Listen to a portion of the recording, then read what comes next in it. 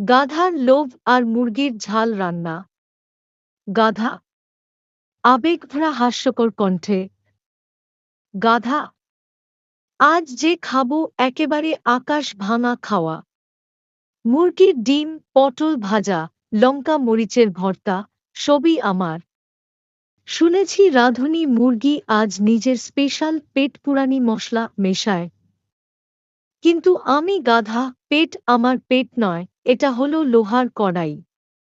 এমন খাই যে একবারে জঙ্গলের 3 দিনের খাবার শেষ করে দিই।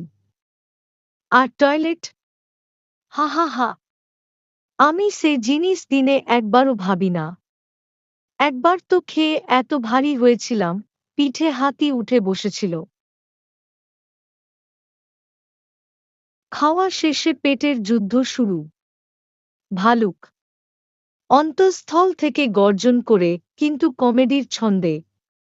আরে রে রে, মায়েরে বাপরে, পেটটা টুনটুন করছে কেন রে ভাই। এই গাধার সাথে খেতে গিয়ে আজ নিজের সর্বনাশ করলাম। ভেবেছিলাম একটু চেখে দেখি, এখন তো পেটের মধ্যে যেন ভীমরুলের বাসা বানানো হয়েছে। শুরুতে বুঝি নাই, ডিম ভাজায় টয়লেট টাইমার ছিল। গরম বালিশের মতো লাগছে পেটটা। ঝোপ কোথায়, পাতাই বা কোথায়। এই গাধা তো আগে দৌড় দিল, আর আমি হলাম পেটপীড়ার পেছনে পিছলে পড়া ভালুক। শিয়াল ধুরন্ধর ব্যবসায়ীর মতো স্বরে, ও হো হো, এ তো দারুণ ব্যবসার সময়। সবাই এখন ঝোপ খুঁজছে আর আমি খুঁজছি টাকা। এই যে লটারি, 10 টাকা দিয়ে টিকিট, প্রথম পুরস্কার শুকনো ঝোপ। আর কেউ চাইলে 50 টাকায় রিজার্ভ টয়লেটও আছে, ছাগলের দোতলা গাছের পেছনে। আজকে বুঝিয়ে দিল, জঙ্গলের সবচেয়ে লাভজনক ব্যবসা হলো টয়লেট। খাবার সবাই খায়, কিন্তু পরিণতির কথা কেউ ভাবে না।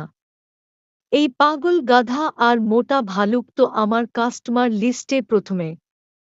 আর বাঘ, সে তো ভেপ, ওকে আলাদা পাতার প্যাকেট দিতে হবে। উপসংহার: সিংহ রাজার টয়লেট নীতিমালা। সিংহ রাজা রাজকীয় অথচ নাকাল কণ্ঠে, আমি তো রাজারাজরার বংশধর। এমন লজ্জা কোনোদিন পাইনি। গাছের পেছনে পেছনে ঘুরে পাতা খুঁজছি। বাঘ, ভালুক, গাধা সবাই এমন দৌড়াদৌড়ি করছে, মনে হচ্ছে জঙ্গলে হরিণের দৌড় প্রতিযোগিতা চলছে। আমি তো ভাবলাম, রাজা বলে একটা টয়লেট বরাদ্দ থাকবে। হায় রে দুর্ভাগ্য। এবার থেকে জঙ্গলের প্রতিটি গাছে থাকবে কোড, স্ক্যান করলেই টয়লেট লোকেশন। এবং রাঁধুনি নির্বাচন হবে মেডিকেল রিপোর্ট দেখে। যে রান্না খেলে পেট ফাটে, তাকে রান্নাঘর নয়, সরাসরি ঝোপ পরিষ্কার করতে হবে। গাধার গর্তে পরিণাম। গাধা আবার ব্যথায় গড়াগড়ি খাচ্ছে, কিন্তু কণ্ঠের রসবোধ। আমি তো ভাবছিলাম একটু বাড়তি খাবো, এখন বুঝলাম পেটও যদি গাধা হয়, তাহলে মালিকের আর গতি নাই। এই যে গর্তে পড়ে গেছি, এটা টয়লেট না, এটা হলো গাধা পতন পয়েন্ট। পেছনে ভালুক ধাক্কা দিল, সামনে শিয়াল হেসে ব্যবসা করল, আর পেট তো নিজের মতো বোম ফাটাচ্ছে।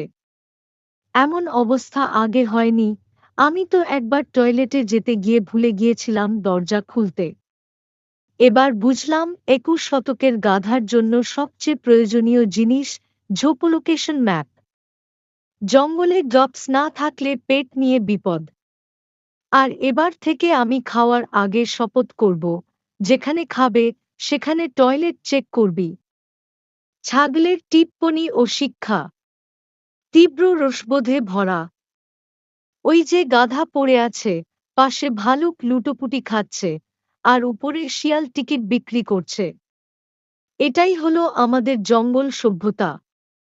এতদিন ভাবতাম মানুষের শহরে হাস্যকর ঘটনা বেশি ঘটে, এখন বুঝি জঙ্গলের গাধারা মানুষকে হার মানায়।